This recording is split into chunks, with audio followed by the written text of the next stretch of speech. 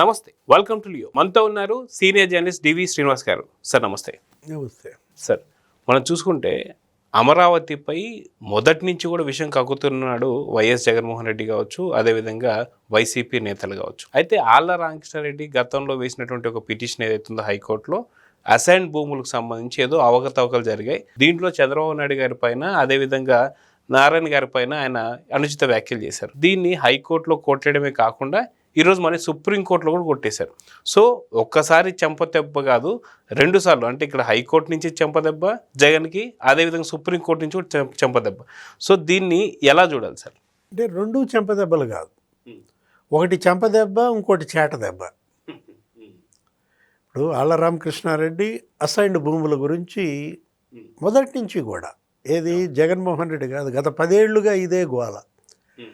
Assigned భూముల్లో కుంభకోణానికి పాల్పడ్డారు, రాజకీయ విమర్శలు చేశారు. సరే, అధికారం మీకు వచ్చింది, తప్పుడు కేసులు పెట్టారు, జరగని స్కామ్కి చంద్రబాబుని జైలుకి పంపారు, 53 రోజులు ఆయన జైల్లో పెట్టారు. దాని ఫలితం మీరు అనుభవించారు. ఏది ఘోర పరాజయం, చిత్తుగా మిమ్మల్ని ప్రజలు ఓడించారు. అయినా మీకు కసి తీరక మళ్ళా కేసుల మీద కేసులు, పిటిషన్ మీద పిటిషన్. ఇది ప్రజా ప్రయోజన వ్యాజ్యమా? ప్రజా ప్రయోజన వ్యాజ్యం అయితే ప్రజలు వెళ్తారు, నువ్వెవరు వెళ్ళటానికి? ఇప్పుడు నష్టం రైతులకు గనక జరిగితే రైతులు వేస్తారు పిల్లు, నువ్వేయడం ఏంటి? అక్కడే రాజకీయ ప్రయోజనం అర్థమవుతుంది కదా. అంటే మీ కక్ష సాధింపుకు కోర్టుల్ని వేదికలు చేసుకోబాకండి. మీ రాజకీయ కక్ష సాధింపు కానీ తలంటు పోసింది హైకోర్టు. ఈ సజ్జల రామకృష్ణారెడ్డి ఏం మాత్రం సిగ్గు శరంగనుకుంటే సైలెంట్గా ఉండేవాడు. అబ్బాయి అతను ఎందుకు ఉండనిస్తాడు జగన్మోహన్ రెడ్డి? మానం మర్యాద వదిలేసి సుప్రీంకోర్టుకి వెళ్ళారు. సుప్రీంకోర్టు ఇప్పుడు అది కొట్టేసింది. మళ్ళా హైకోర్టు ఇచ్చిన జడ్జిమెంట్ని ఖరారు చేసింది. రైతులు ఎవరైనా సరే అన్యాయం కనుక జరిగితే మేము అండకుంటాం. మీరు దీనిలో రాజకీయాలు చొప్పించటం ఏంటి? రాజకీయ లాభాలు పొందాలని చూడటం ఏంటి? నిజంగా అక్కడ అసైన్డ్ భూములు, అక్కడ ఏదైనా ల్యాండ్ పూలింగ్లో అవకతవకలు జరిగితే మీడియా ఊరుకుంటుందా? ఇంటర్నేషనల్ మీడియా, నేషనల్ మీడియా ఇవాళ అక్కడ జరిగిన ల్యాండ్ పూలింగ్ని అదొక రోల్ మోడల్ అని ప్రైజ్ చేశాయి. స్వామి అంకలేశ్వర్ అయ్యర్, గొప్ప ఎకానమిస్ట్, కాలమిస్ట్, ఆయన రాశారు టైమ్స్లో, ఏది అసలు ప్రపంచంలో ఇట్లాంటి మోడల్ చూడలేదు. అక్కడెక్కడో వెస్ట్ బెంగాల్లో నానో కార్ ఇండస్ట్రీకి అక్కడ భూములు ఇస్తే అక్కడ నందిగాంలో పెద్ద ఉద్యమం వచ్చింది, ఒక ప్రభుత్వమే పడిపోయింది. అంటే భూములు బలవంతంగా తీసుకుంటే ప్రజలు ఎలా తిరగబడతారనే దానికి అది ఉదాహరణ అంటూ, ఇక్కడ అభివృద్ధిలో రైతుల్ని భాగస్వామ్యం చేయడం నాయుడు యొక్క విక్టరీ అంటూ రాశారు ఆయన. ఏది దగ్గర 34,000 ఎకరాలు ఒక్క లాఠీ దెబ్బ పడకుండా, ఒక్క రక్తపు చుక్క చెందకుండా స్వచ్ఛందంగా ఇచ్చారు. 28 రోజుల్లో 29,000 మంది రైతులు స్వచ్ఛందంగా వాళ్ళ భూములు త్యాగం చేస్తే అక్కడ అభివృద్ధి వాళ్ళ జరుగుతుంటే, గత 2 ఏళ్లలో అమరావతిలో కన్స్ట్రక్షన్ పండగ. ఇప్పుడు నిన్న న్యూయార్క్ టైమ్స్ రాసింది, ఏది అసలు ఆ ప్లానింగ్ వరల్డ్ బెస్ట్ ప్లానింగ్ అంటూ 60% బ్లూ గ్రీన్ క్యాపిటల్ సిటీగా ఇవాళ అమరావతి కన్స్ట్రక్షన్, 5 ఐకానిక్ టవర్ల నిర్మాణం, సెక్రటేరియట్, లేకపోతే క్వాంటమ్ వ్యాలీ, 50 ఎకరాల్లో quantum valley, IBM quantum computer centre, అసలు అది అయిపోయింది. అక్కడ ఒక 9 ఐకానిక్ టవర్స్ వస్తున్నాయి. ఒక మంచినీటి సరస్సు మధ్యలో అసెంబ్లీ, ఎత్తైన శిఖరం, అసలు అది ఒక పెద్ద ఆకర్షణగా మారింది. 25,000 మంది కార్మికులు రేయింబవళ్ళు పనిచేస్తున్నారు. పెద్ద జేసీబీలు, హెవీ మెషినరీ, ట్రాక్టర్లు, టిప్పర్లు, కోలాహలంగా పండగలాగా పనులు. అమరావతిలో ఈ 2 ఏళ్లలోనే 10,000 కోట్లు ఖర్చు పెట్టారు. సీడ్ యాక్సిస్ రోడ్డు నిన్న అయిపోయింది, సీడ్ యాక్సిస్ రోడ్డు నిన్న ప్రారంభోత్సవం చేశారు. అసలు అది రాజధాని అమరావతికే వడ్రాణం. వడ్రాణంగా అసలు ఆంధ్రప్రదేశ్కి అది ఒక వడ్రాణం. 1500 కోట్లతో కట్టినటువంటి seed axis road Jaganmohan Reddy break చేశాడు. అది కలవనీయకుండా వాళ్ళతో కేసులేంచి మధ్యలో ఆ భూమి ఇవ్వకుండా వారి సొంత కార్యాలయం కట్టుకొని. అవును. పాడు పెట్టాలని చూశాడు. వాళ్ళు మరి హైకోర్టు మరి వీళ్ళు వెళ్ళారు కోర్టుకి, ఆ భూమి వాళ్ళు కొట్టేసింది, క్లియర్ చేశారు. మొత్తం రోడ్డు అంతా ఇవాళ కంప్లీట్ అయిపోయింది. అటు ఎమ్మెల్యేల క్వార్టర్స్ బ్రహ్మాండంగా, అక్కడ ఎమ్మెల్సీల క్వార్టర్స్, అసలు నీకు అసలు లగ్జరీ బిల్డింగ్స్ అనమాట. అంటే సార్ 2023లో ఏదైతే ఆళ్ళ రామకృష్ణారెడ్డి వేసిన పిటిషన్కి సంబంధించి ఇప్పటిదాకా కూడా ఒక్క రైతు కూడా రాలేదని చెప్పి హైకోర్టు చెప్పింది. హైకోర్టు చెప్పి కనీసం ఒక్క రైతన్న రావాలి కదా, ఒక్క రైతు కూడా ఒక్కరు కూడా రాకపోయేసరికి దీన్ని ఎలా తీసుకోవాలని చెప్పి కొట్టేసిన దాన్ని మళ్ళీ సుప్రీంకోర్టుకు వెళ్ళడానికైనా సరే కొద్దిగానే సరే సిగ్గుండాలి కదా సార్. ఎలా వెళ్తారంటే ఏం చెప్తారు? నేను మొన్న అంబటి రాంబాబు, పేర్ని నాని వీళ్ళందరూ వెళ్ళారు అమరావతి. రైతులు ఏం చేశారు? తరివి కొట్టారు. రావడానికి వీలు లేదన్నారు. మీరు అసలు అడుగు పెట్టడానికే వీలు లేదంటూ అప్పుడు జగన్మోహన్ రెడ్డి ఒక ప్రెస్ మీట్ పెట్టాడు. ఏదో రాజధాని రైతులంటూ ఆయన ఏదో పెద్ద మొసలి కన్నీరు రాజధాని మీద. అసలు ఇప్పుడు ఆయన సిఆర్డిఏ పరిరక్షణ కమిటీ, అతనే సిఆర్డిఏ రద్దు బిల్లు పెడతాడు, అతనే 3 రాజధానుల బిల్లు పెడతాడు.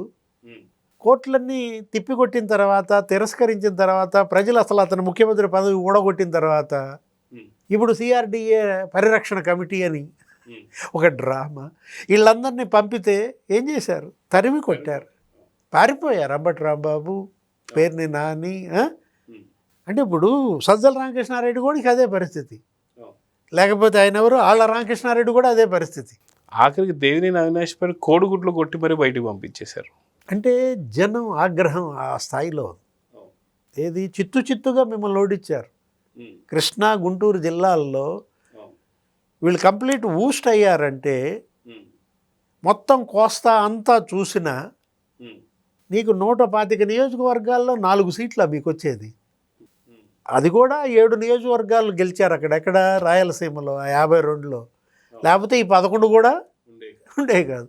ఆ సీమలో ఆ 7 కనుక లేకపోతే మీకు వచ్చేది 4. అది కూడా రిజర్వ్ నియోజకవర్గాల్లో మీరు గెలిచింది, ఎస్సీ ఎస్టీల్లో. అంటే ఇప్పుడు జగన్మోహన్ రెడ్డి, లేకపోతే అంబటి రాంబాబు, పేర్ని నాని, ఇప్పుడు ఈ ఆళ్ళ రామకృష్ణారెడ్డి, ఎందుకు వీళ్ళందరికీ ఇంత కక్ష అమరావతి మీద? ఇవాళ న్యూయార్క్ టైమ్స్ అద్భుతమైన కథనం రాసింది.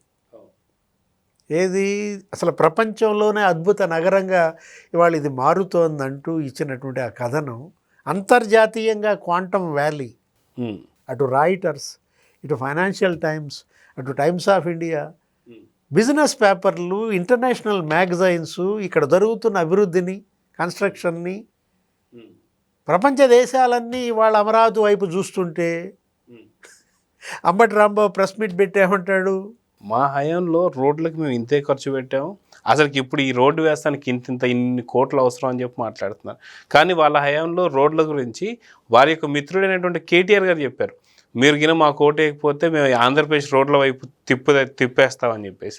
సో ఇలాంటి వాళ్ళు మళ్ళీ వాళ్ళు చేసిన దాని గురించి మాట్లాడుతున్నారు. అంటే కంపారిజన్ని నిజం కంపేర్ చేయొచ్చా సార్? అసలు మీరు రోడ్లు ఎక్కడేసారు? గుంతలు పెట్టారు.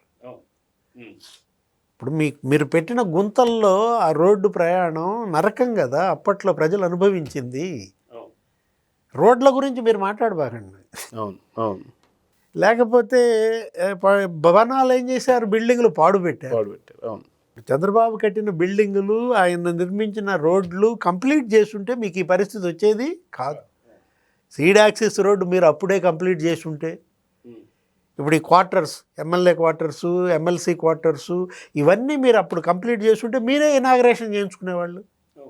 మీకు ఈ కర్మ ఎందుకు వచ్చేది? ప్రెస్ మీట్ పెట్టి అంబటి రాంబాబు ఇప్పుడే మాట్లాడుతున్నాడు, అద్దాలకి 2500 కోట్లు అంటాడు. అద్దాలకు కాదు 2500 కోట్లు. అక్కడ జరుగుతున్న కన్స్ట్రక్షన్ ఏంటి? ఆ అద్దాల్లో ఫోటో వోల్టాయిక్ సెల్స్ ఉంటాయి. అక్కడే పవర్ జనరేషన్ ఏంటి, దానికి అక్కడే సూర్యరశ్మి, ఆ సోలార్ ఎనర్జీ అక్కడ తయారవుతుంది ఆ బ్యాటరీస్ ద్వారా. అంత వినూత్న టెక్నాలజీతో అక్కడ నిర్మాణాలు జరుగుతున్నాయి. నిన్న ముఖ్యమంత్రి చంద్రబాబు మాట్లాడారు దాని గురించి కూడా. ఉమ్. ఏది అసలు ఎలక్ట్రిక్ పోల్స్ ఉండవు, అవును. అసలు ఆ కేబుల్ నీకు రోడ్డు మీద కనపడదు, అసలు రోడ్డు బ్రేక్ చేసే పనే లేదు. అండర్ గ్రౌండ్ అంతా, ఫోన్ అయినా కేబుల్ అయినా గ్యాస్ కూడా పవర్ కూడా ఆ విధంగా అక్కడ నిర్మాణం జరుగుతుంటే ఒక అద్భుత నగరంగా మీరు దానిపైన విషం కక్కటం, బురద జల్లడం, ఎంత జరుగుతారు బురద? ఇప్పుడు ఆ బురద అంతా మీ మీద వచ్చి పడుతుంది. ఇప్పుడు సుప్రీంకోర్టు మీరు జల్లిన బురద ఇప్పుడు ఎవరి మీద పడింది? వాళ్ళపైన పడి. ఆళ్ళ రామకృష్ణారెడ్డి నిండా బురదలో మునిగిపోయాడా? అవును సార్. ఒక పక్కన ప్రపంచవ్యాప్తంగా అమరావతి గురించి ఇంత పెద్ద ఎత్తున పోడుతుంటే, ఇంకో పక్కన నారా లోకేష్ గారి యొక్క ఆయన గురించి కూడా అంత పెద్దగా వార్తలు రాస్తుంటే, వాస్తవానికి పక్కన రాష్ట్రం మనం తమిళనాడు చూసాం. వాళ్ళకి ఏదైనా చిన్న సమస్య వచ్చిందంటే మనకు ఖచ్చితంగా అందరూ ఏకమైపోతారు. రాజకీయ పార్టీలు కూడా చూడరు. గతంలో మనం చూసాం జల్లికట్టు గురించే అటు పార్టీలు కాదు, అటు సినిమా కాదు, అందరూ ఒకటైపోయారు.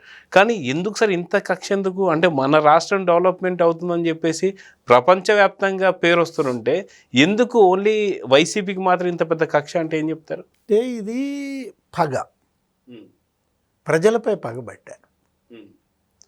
ఇవాళ రాష్ట్రంపై ప్రతీకారం తెచ్చుకుంటున్నారు. మమ్మల్ని ఓడిస్తారా, మా జగన్మోహన్ రెడ్డిని ముఖ్యమంత్రి సీట్లో నుంచి దించేస్తారా అని పగ. ఇప్పుడు ఆ ప్రతీకారం ఇది. ఇప్పుడు వాళ్ళు చేసే విమర్శలకు అసలు ఏమన్నా పొంతనుందా? తెలంగాణ సెక్రటేరియట్ అంట 600 కోట్లతో అయిపోయిందంట, ఇక్కడ సెక్రటేరియట్ 5,000 కోట్లు ఎందుకు అవుద్ది అంటారు. ఇప్పుడు 5 టవర్లు, ఒక్కొక్క టవరు 1000 కోట్లతో కడుతున్నారు. ఒకటి 38 అంతస్తులు, 40 అంతస్తులు, 42 అంతస్తులు. అక్కడ పైన సీఎంఓ, ఆ సీఎంఓ పైన అసలు హెలికాప్టర్ దిగేటట్టుగా అదే రాసింది వాళ్ళు న్యూయార్క్ టైమ్స్. ఇప్పుడు మీరనేది ఏంటి? తెలంగాణ సెక్రటేరియట్ అసలు యాక్చువల్గా 400 కోట్లు, దాన్ని 600 చేశాడు, దాన్ని 1200 చేశాడు. చివరికి అది కంప్లీట్ అవడానికి ఎంత అయింది? 1550 కోట్లయింది. అంటే అక్కడ స్క్వేర్ ఫీట్ ఎంత పడింది? 23,000. సజ్జల రామకృష్ణారెడ్డి, జగన్మోహన్ రెడ్డి ప్రెస్ మీట్ పెట్టేమంటారు? ఢిల్లీ పార్లమెంట్ కట్టేశారు అంటారు. ఢిల్లీ పార్లమెంట్కి ఎంత అయింది? 1500 కోట్లయింది. ఢిల్లీ పార్లమెంట్ కూడా స్క్వేర్ ఫీట్ లెక్క చూస్తే అక్కడ ఎంత అయింది? Square feet 17,000. మీరు ఋషికొండ కట్టారు ప్యాలెస్, ఎంత అయింది స్క్వేర్ ఫీటు? 600 కోట్లు ఏమో తగలేసాడు దాని మీద. Square feet 32,000 Rushikonda palace. Ambati Rambabu ఏమంటాడు? అమరావతిలో భవన నిర్మాణం స్క్వేర్ ఫీట్ 20,000 ఎలా అవుద్ది అంటాడు. అంటే దానికి 32,000 పెట్టవచ్చు సార్ ఋషికొండకి. అంటే అసలు యాక్చువల్గా అక్కడ 14,000, అక్కడ జరుగుతుంది 12,000, 14,000లో ఉంది. దాన్ని 20,000 భూతద్దంలో చూపిస్తాడు. ఈ 32,000 ఖర్చు పెట్టింది మసిబూసి మారేడుకాయ చేస్తారు. తెలంగాణ కేసీఆర్ కదా, కేసీఆర్ అంటే మరి ప్రేమ కదా. బీఆర్ఎస్ఏ వైసీపీ, వైసీపీఏ బీఆర్ఎస్ కాబట్టి అది 600 కోట్లతో కట్టారని చెప్తారు. 1500 కోట్లు కాస్త. అవును. దానిపైన ఎంక్వైరీ చేశాడు, విజిలెన్స్ ఎంక్వైరీ జరుగుతోంది. అది ఆల్రెడీ పిల్లర్లు కూడా పగిలాయి, బీటలు వచ్చాయి, బోల్ట్లు వేశారు. తెలంగాణ సెక్రటేరియట్ గురించి రేవంత్ రెడ్డిని అడిగితే చెప్తారు, విజిలెన్స్ ఎంక్వైరీ గురించి అడిగితే చెప్తారు. అంటే మీరు ఇవాళ అమరావతి ద్రోహులు కాదు, ఇవాళ వీళ్ళు ఆంధ్రప్రదేశ్ ద్రోహులు. గుంటూరు, కృష్ణా జిల్లాల నుంచి వీళ్ళని బహిష్కరించాలి. అంబటి రాంబాబు గుంటూరు అని చెప్పుకోవడానికి సిగ్గుపడాలి.